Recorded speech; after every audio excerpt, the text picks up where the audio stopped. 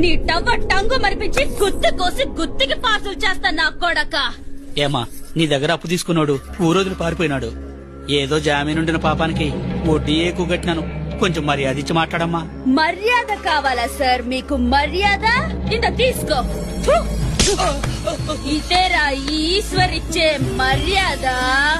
ఎరా జింగిడి, నా అన్నలు ఊళ్ళో లేరు, పిల్ల గుంకే కదా అని మోసం చేస్తాడా?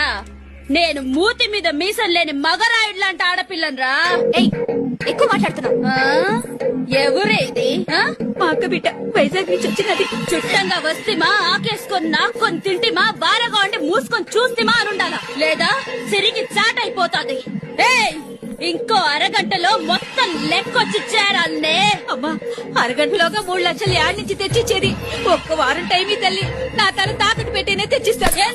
ఈ మాసిన తలకాయ చి చి చి చి చి చి. నీ